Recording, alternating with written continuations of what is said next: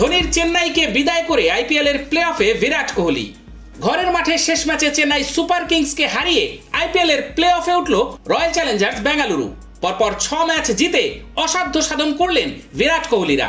বৃষ্টিবিঘ্নিত ম্যাচে প্রথমে ব্যাট করে 218 রান করে বেঙ্গালুরু।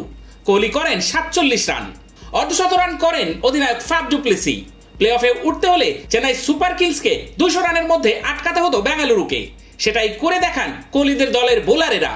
জয়ের ফলে বেঙ্গালুরুর পয়েন্ট হয় 14। চেন্নাইয়ের সমান পয়েন্ট হলেও নেট রান রেটের বিচারে প্রথম 4 পাকা হয় কোহলিদের।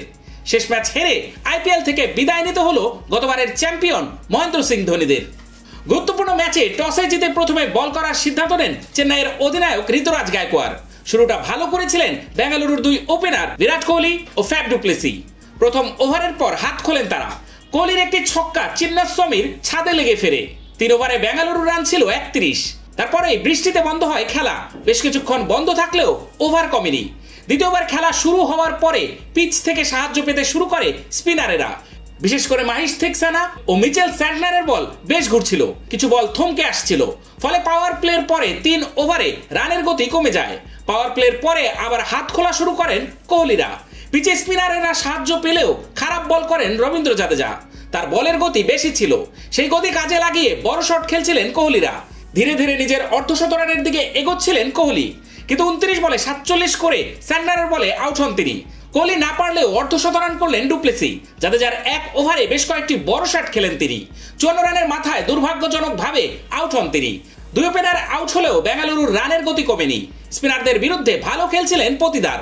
ক্যামেরন গ্রিন নিশানা করছিলেন পেসারদের। দুজনে মিলে দলের রান রেট ওভার প্রতি 10-এর বেশি রাখছিলেন। 23 বলে 41 করেন পতিদার। শেষ দিকে দীনেশ কার্তিক 6 বলে 14 ও গ্লেন ম্যাক্সওয়েল 5 বলে 16 রানে দ্রুত রান তোলেন। শেষ পর্যন্ত 20 ওভারে 5 উইকেট হারিয়ে 218 রান করে বেঙ্গালুরু। 7 বলে 38 রান করে অপরাজিত থাকেন গ্রিন। জবে ব্যাট করতে নেমে প্রথম বলেই আউট হয়ে যান ঋতুরাজ। ম্যাক্সওয়েলের বলে ফাইন লেগ অঞ্চলে খেলতে গিয়ে 0 রানে ফেরেন তিনি। ড্যারেল মিচেলও রান পাননি, 4 রান করে আউট হন তিনি। চেন্নাইয়ের ইনিংস সামলান রাচিন রবীন্দ্র ও আজিঙ্কা রাহানে। ভালো খেলছিলেন তারা, বল অনুযায়ী শট মারছিলেন, তাড়াহুড়ো করছিলেন না, জরুরি রান রেট আয়ত্তের মধ্যে রাখছিলেন। বেঙ্গালুরুকে ম্যাচে ফেরান লকি ফার্গুসন। নিজের প্রথম বলেই 33 রানের মাথায় রাহানেকে আউট করেন তিনি। অন্যদিকে স্বপ্নিল সিং ও ম্যাক্সওয়েল চেন্নাইয়ের ব্যাটারদের হাতখুলি খেলার সুযোগ দিচ্ছিলেন না। রানের গতি কম ছিল, বড় শট মারা ছাড়া উপায় ছিল না। সেটাই করেন রাচিন।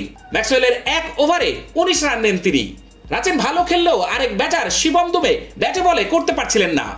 শিবমের সঙ্গে ভুল বোঝাবুঝিতে 61 রানের মাথায় আউট হন রাচিন রবীন্দ্র। পরের ওভারে আউট হন শিবম। 15 বলে 7 রান করেন তিনি। 119 রানে 5 উইকেট পড়ে যায় চেন্নাইয়ের।